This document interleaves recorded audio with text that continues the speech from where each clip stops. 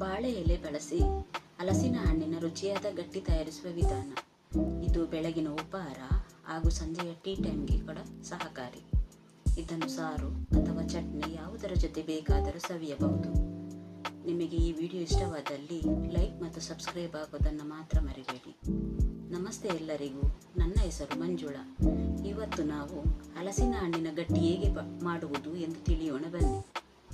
ಮೊದಲಿಗೆ 4 ತಾಸು ನೆನೆಸಿ ತೊಳೆದ ಬಿಳಿ ಅಕ್ಕಿ, ಹಲಸಿನ ಹಣ್ಣು ಬೀಜ ತೆಗೆದು ಸಣ್ಣಗೆ ಕತ್ತರಿಸಿ ಇಟ್ಟುಕೊಳ್ಳಿ.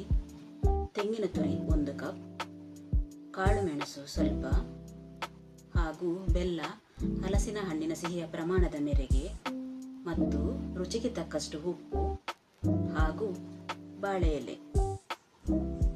ಈಗ ನೀರು ಹಾಕದೆ ಹಲಸಿನ ಹಣ್ಣನ್ನು ಸ್ವಲ್ಪ ರುಬ್ಬಿಕೊಳ್ಳಿ. ಅದು ನುಣ್ಣಗಾದ ನಂತರ ಅದಕ್ಕೆ ನೆನೆಸಿದ ಅಕ್ಕಿ ಹಾಕಿ ಸ್ವಲ್ಪ ಗ್ರೈಂಡ್ ಮಾಡಿ.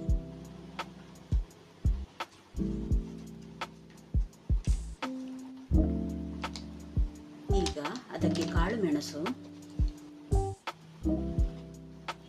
ಹಾಗೂ ಉಪ್ಪು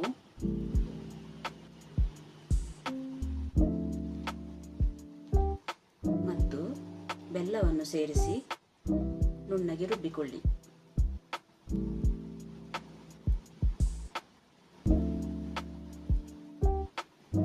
ಈಗ ರುಬ್ಬಿದ ಪದಾರ್ಥಕ್ಕೆ 1 ಕಪ್ ತೆಂಗಿನ ತುರಿ ಮಿಕ್ಸ್ ಮಾಡಿ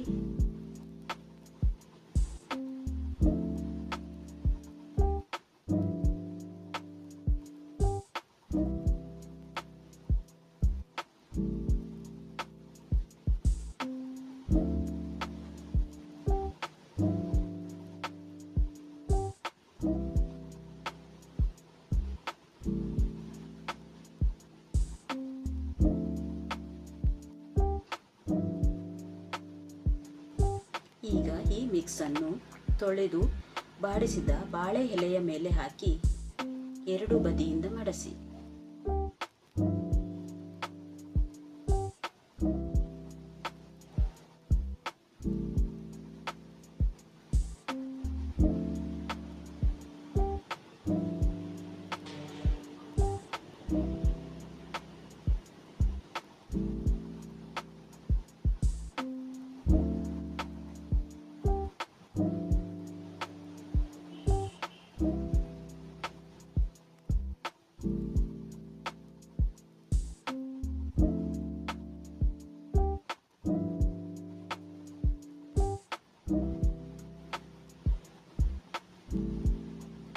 ಈಗ ಸ್ಟೀಮರ್ನಲ್ಲಿ ನೀರು ಬಿಸಿಯಾಗಲು ಇಟ್ಟು, ಬಿಸಿಯಾದ ನಂತರ ಬಾಳೆಯಲ್ಲಿ ಮಡಸಿ ಇಟ್ಟ ಈ ತಿಂಡಿಯನ್ನು ಬೇಯಲು ಇಡಿ. ಸುಮಾರು 30 ರಿಂದ 40 ನಿಮಿಷದವರೆಗೆ ಬೇಯಿಸಿ.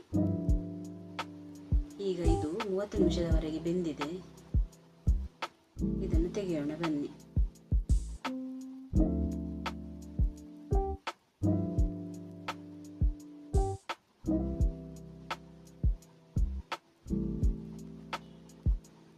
ಈಗ ಸಿಹಿಯಾದ ಹಲಸಿನ ಹಣ್ಣಿನ ಗಟ್ಟಿ ತಯಾರಾಗಿದೆ. ಇದನ್ನು ನೀವು ಸಹ ಮನೆಯಲ್ಲಿ ಮಾಡಿ ಹಾಗೂ ಕಮೆಂಟ್ನಲ್ಲಿ ಹೇಗಾಗಿದೆ ಎಂದು ತಿಳಿಸುವುದನ್ನು ಮರೆಯಬೇಡಿ.